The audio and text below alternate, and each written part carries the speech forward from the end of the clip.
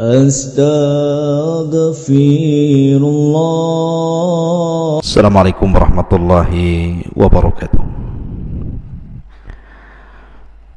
Bihamdillah wassalatu wassalamu ala rasulillah wa ala alihi wa sahbihi wa mawalah wa la hawla wa la quwata illa billahi wa ba'du. Qala Allahu azza wa jal, ya ayyuhalladzina amanu taqullaha haqqa tuqatih wa la tamutunna illa wa antum muslimun. Wa qala sallallahu alaihi wasallam, majtama'a qaumun fi baiti min buyutillah yatluna kitaballahi wa yatadarasunahu bainahum illa nazalat alaihimus sakinah wa ghasyiyatuhumur rahmah wa haffathumul malaikah wa dzakarallahu fi man indah. Ma'asyiral muslimin yang dimuliakan Allah Subhanahu wa taala, alhamdulillah di malam hari ini kembali kita bisa bertalabul ilmi lewat media Jabal Uhud. Salawat dan salam demi keberkahan majlis di malam ini kita aturkan kepada Rasul kita yang mulia alaihi salatu wassalam. Allahumma salli ala Muhammad wa ala alihi wa sahbihi wa man sara ala nahjihi ila yaumiddin. Pembahasan di malam hari ini kita akan membahas tentang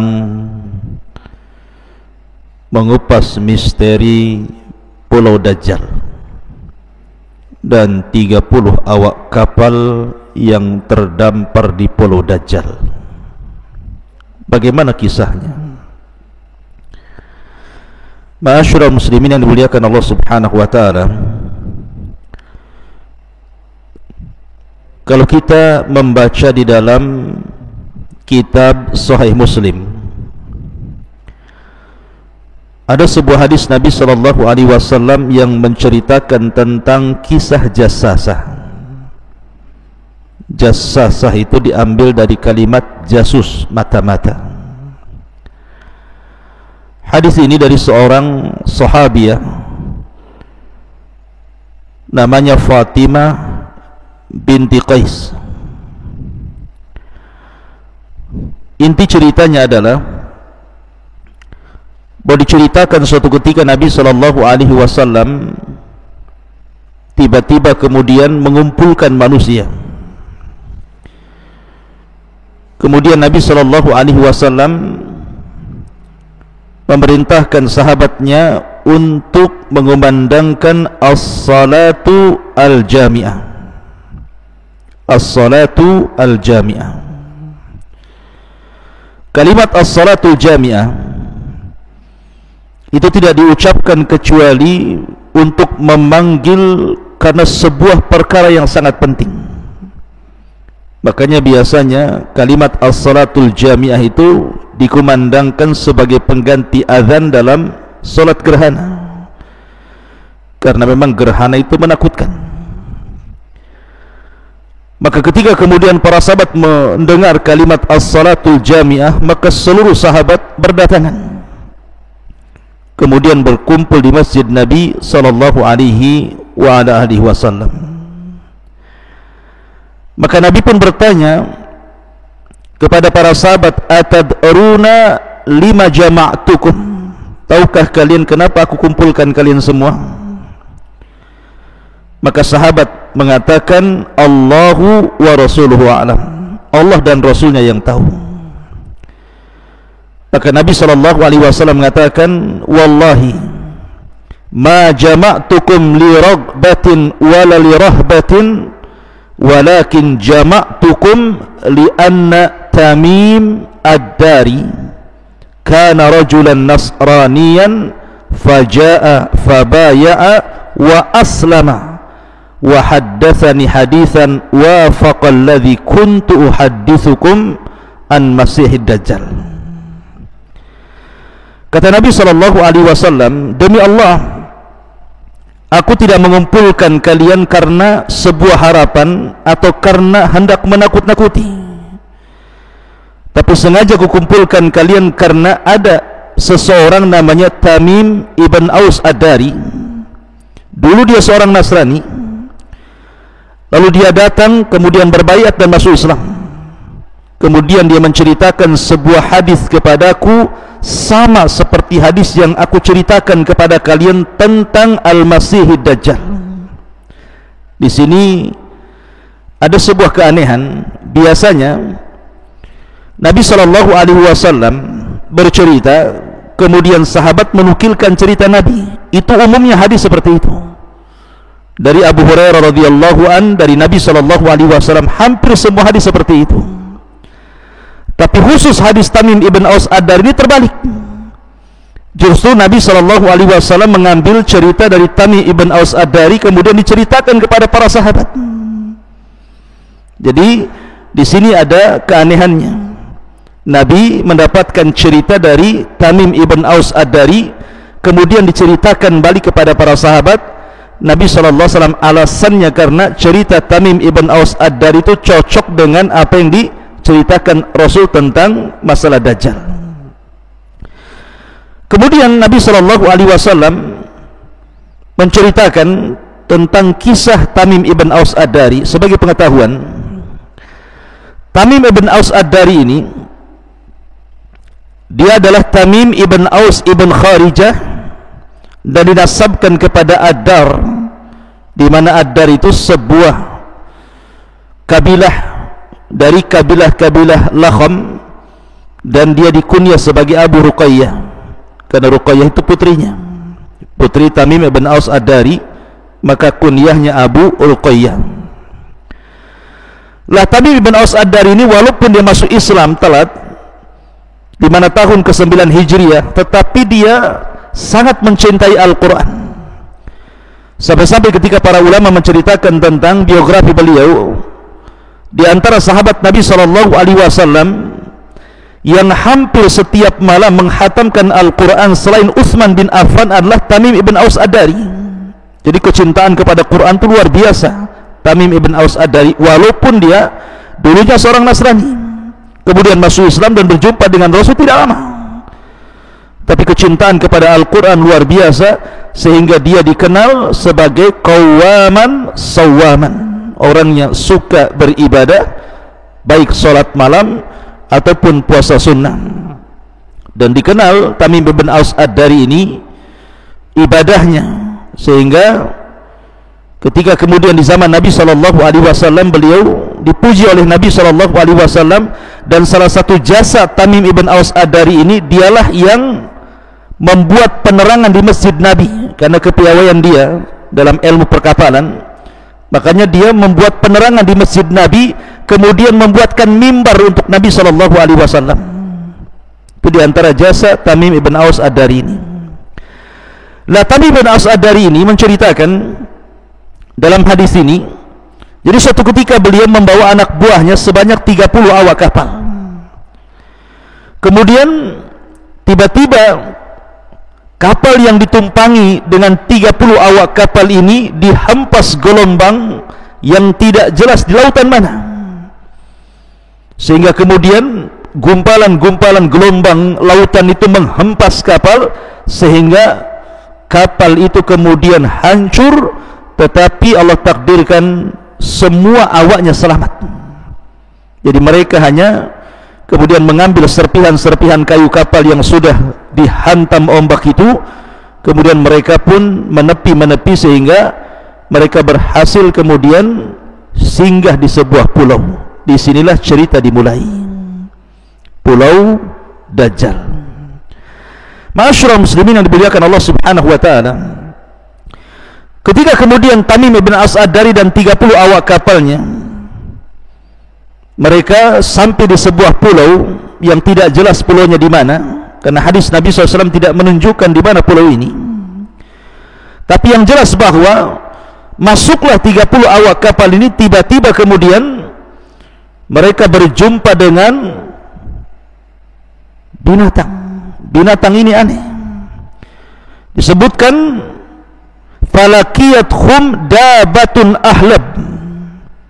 Jadi mereka menjumpai dabatun, sebuah atau seekor binatang yang berbulu dari depan sampai ke belakang. Jadi saking lebatnya bulu itu sampai-sampai la yadruna ma qubuluhu min duburihi, sampai tidak jelas mana kubulnya mana duburnya, saking lebatnya bulu binatang ini. Tiba-tiba kemudian 30 awak kapal ini mengatakan, wailaki man anti, celaka engkau, siapa engkau? Tiba-tiba binatang yang berbulu tebal ini mengatakan, ana jassasa, saya adalah jassasa, binatang yang bisa bicara. Dan menurut Abdullah bin Abbas radhiyallahu anhuma bahwa nanti di akhir zaman ketika muncul dabatun minal ar, binatang yang keluar dari perut bumi kemudian bisa bicara, beliau mengisyaratkan bahwa yang dimaksud dabatun minal ardi itu adalah jassasa dalam hadis ini. Tapi sekali lagi ini pendapat kurang kuat, tapi ada pendapat yang mengatakan seperti itu. Dan jassasa itu diambil dari kata jasus, mata-mata. Mata-mata siapa? Tentu yang dimaksud di sini mata-mata Dajjal. Karena ketika ditanya wa ma jassasa, apa itu jassasa? Tiba-tiba kemudian dia mengatakan, ayyuhal qaum intaliqu ila hadar rajuli fi dairi fa innahu ila khabarikum bil ashwaq. Kata jassasa, sudah jangan kau tanya siapa diriku, masuklah kau ke dalam hutan. Di dalam hutan itu ada dair. Dair itu semacam tempat ibadah. Tempat ibadahnya orang-orang Yahudi itu disebut dair. Di situ ada tempat ibadah. Di situ ada seorang laki-laki yang sudah rindu menunggu kalian. Ini Tamim bin Aus Ad-Dari dan 30 awak kapalnya bingung, baru datang. Tiba-tiba kemudian ketemu binatang yang berbulu yang menakutkan, bisa bicara lagi dan mengatakan bahwa kalian sudah ditunggu oleh orang yang berada di salah satu tempat ibadah di tengah hutan, dan dia sangat merindukan kedatangan mereka. Dengan ketakutannya masuklah Tamim bin Aus Ad-Dari ini dengan 30 awak kapal, sampailah akhirnya di rumah yang diisyaratkan oleh jassasah itu. Apa yang terjadi? Ketika kemudian falamma dakhalna, ketika kami masuk, fa idza fihi a'zamu insanin, tiba-tiba kami mendapatkan ada manusia besar, raksasa.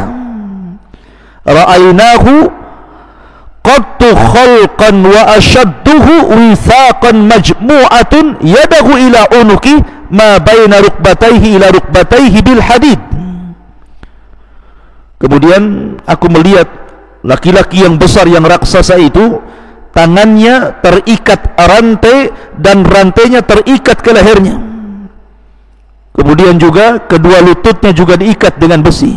Jadi betul-betul tidak bisa bergerak tuh, kakinya diikat rantai, tangannya diikat rantai ke lehernya, sama sekali tidak bisa bergerak karena rantai itu sangat kokoh sehingga orang ini tidak bisa apa-apa dengan rantai itu.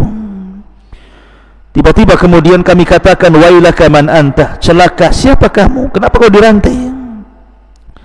Kemudian dia pun mengatakan kepada pasukan ataupun Tamim dan 30 awak kapal ini, qad qadartum ala khabari fa akhbiruni ma antum. Maka orang ini mengatakan, sungguh telah ditakdirkan kalian sekarang tahu tentang keberadaanku di sini. Sebenarnya kalian dari mana? Maka Tamim bin Aus Ad-Dari dan juga 30 awak kapalnya mengatakan, nahnu unasun minal Arab, kami adalah orang-orang dari Arab. Kemudian diceritakan kisah bagaimana diombang-ambing ombak hingga sampai kemudian di Pulau Dajjal ini. Ma'asyiral muslimin yang dimuliakan Allah Azza wa Jalla, tiba-tiba kemudian orang yang dirantai ini menanyakan kepada Tamim dan 30 awak kapalnya tentang 4 perkara yang akan terjadi sebelum kiamat dibangkitkan. Yang pertama, tiba-tiba orang ini mengatakan, akhbiruni an nakhli baisan, beritahukan kepadaku tentang kurma baisan, kebun kurma baisan. Kemudian kata Tamim ibn Aus Ad-Dari mengatakan, an ayyi sya'niha tastakhbiru, tentang apa yang kau tanyakan kepada kami tentang baisan itu, kebun baisan itu. Maka orang ini mengatakan, as'alukum an nakhliha hal yuthmiru, saya hanya bertanya kepada kalian, apakah pohon-pohon kurma itu masih berbuah? Maka kata Tamim ibn Aus ad-Dari, masih berbuah. Maka orang ini mengatakan, amma innahu yushiku alla tuthmir. Kata orang ini mengatakan, ingat, hampir-hampir kurma-kurma itu akan mengering dan tidak akan berbuah. Sebagai pengetahuan bahwa baisan itu ataupun kebun kurma baisan itu berada di Palestina. Jadi kebun yang berada di Palestina berdekatan dengan Sungai Jalut. Lah biasanya Israel ini menjadikan target serangan itu ke kebun kurma baisan. Jadi Israel itu kalau mengarahkan rudal-rudal mereka, senjata-senjata mereka itu, mereka kemudian mengarahkan rudal-rudal itu, salah satu sasarannya adalah ke kebun kurma baisan. Jadi karena kebun kurma baisan ini sering diserang oleh rudal-rudal Israel, sehingga akhirnya mengakibatkan banyak kurma yang terkena senjata. Akhirnya kurma itu satu persatu mati. Sampai hari ini tidak banyak pohon kurma yang tumbuh di baisan itu. Yang kedua, terjadi kekeringan, sehingga akhirnya kemudian menjadikan kurma-kurma itu mati dan gersang. Artinya bahwa apa yang dikatakan orang yang terikat di sebuah rumah kepada sahabat Tamim ibn Aus ad-Dari itu sudah menjadi sebuah kenyataan hari ini, ketika dia mengatakan sebentar lagi kurma-kurma itu tidak akan berbuah, dan hari ini memang tidak berbuah. Selain daripada target sasaran serangan Israel, juga memang kondisinya juga sudah banyak yang mengering gitu. Ini yang pertama. Kemudian yang kedua, raksasa yang di rantai ini bertanya lagi.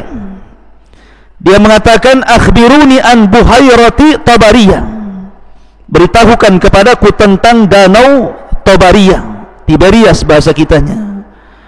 Qulna an aisya'niha, apa yang anda maksudkan dari pertanyaanmu itu? Maka orang ini mengatakan, hal fiha ma'un, apakah danau itu masih banyak airnya?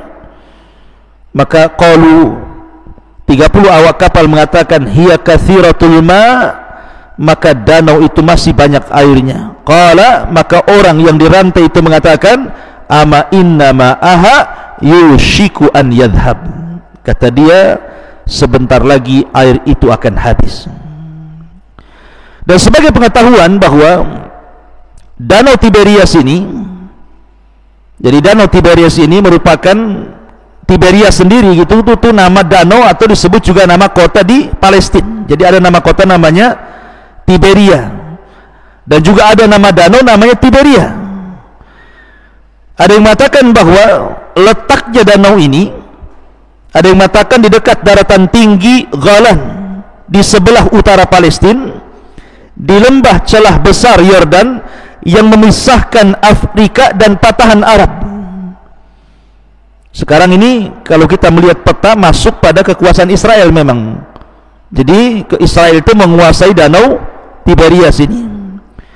Dan danau ini diperkirakan memiliki panjang sekitar 25,5 km dan lebar 12 km. Sehingga kalau ditotalkan itu sekitar 166 meter persegi itu danau itu.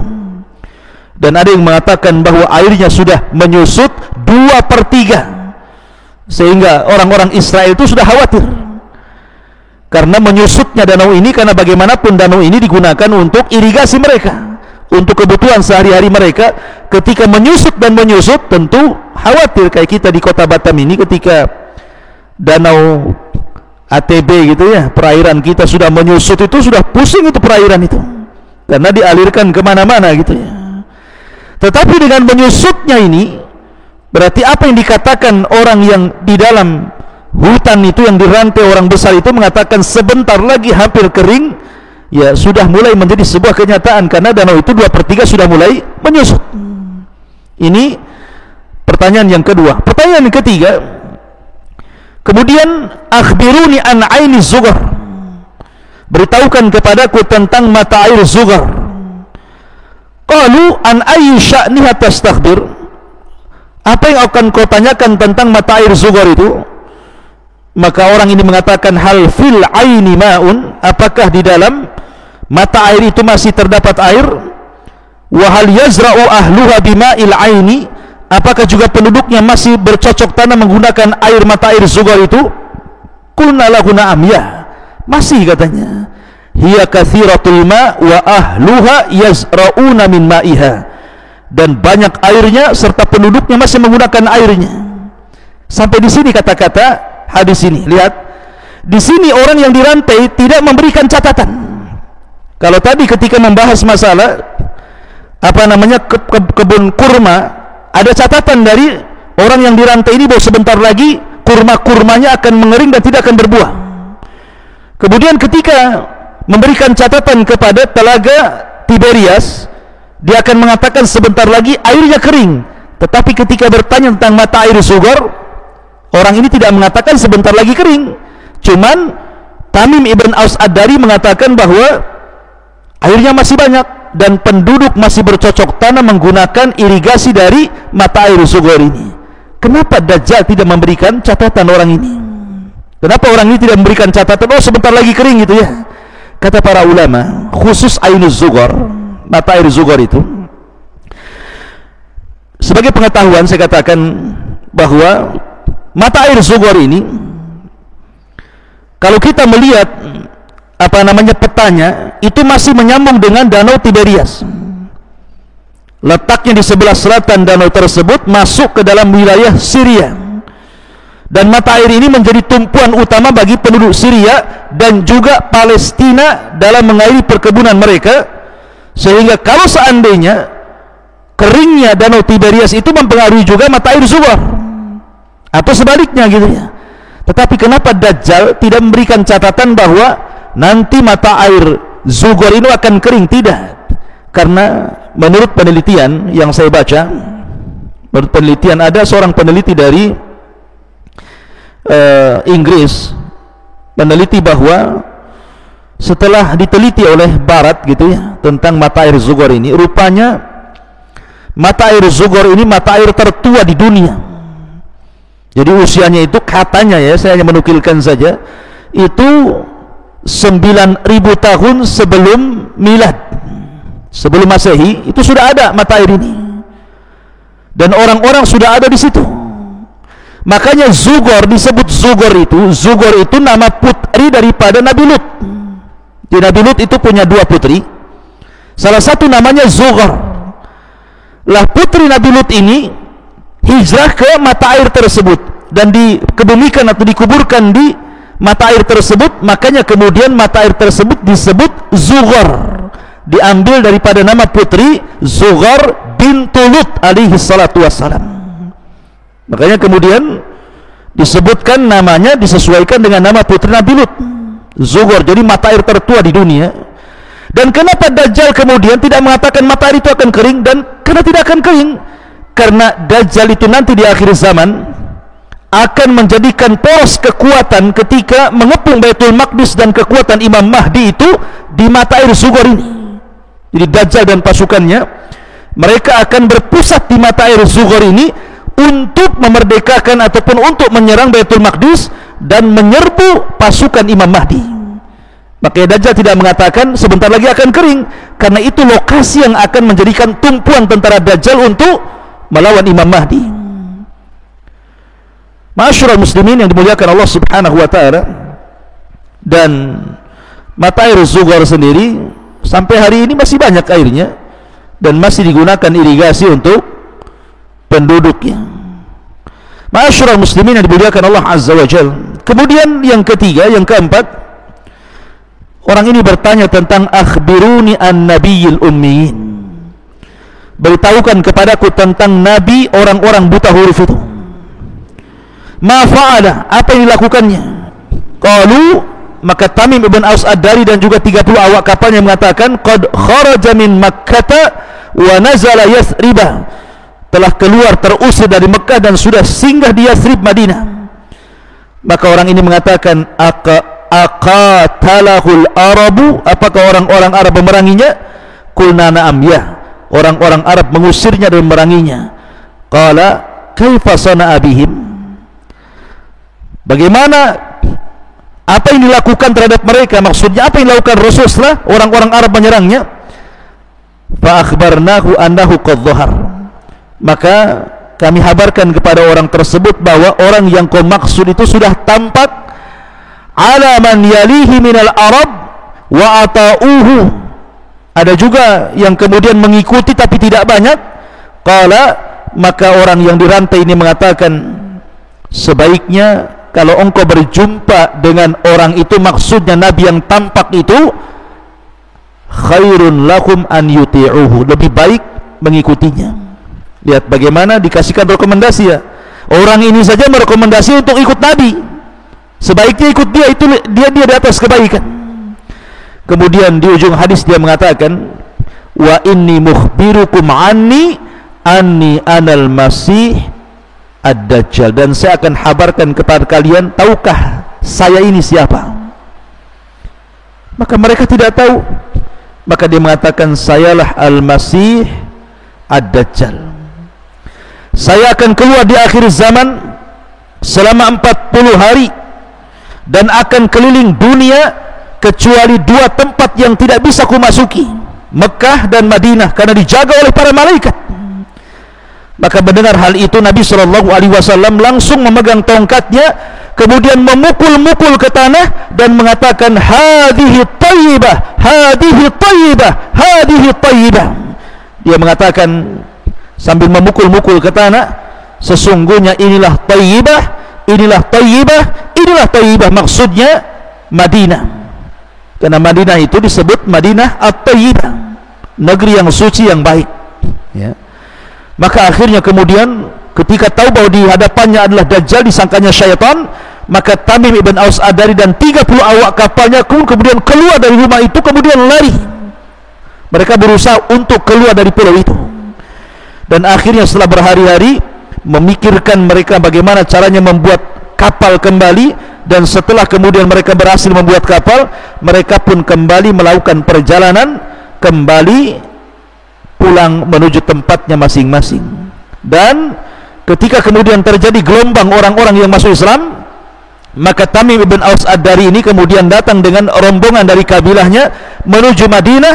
Maka ketika berjumpa dengan Nabi SAW, dia pun mengislamkan dirinya, kemudian dia pun masuk Islam, dan baik keislamannya, dan mencatat sejarah tentang siapa Tamim ibn Aus Ad-Dari radhiyallahu an.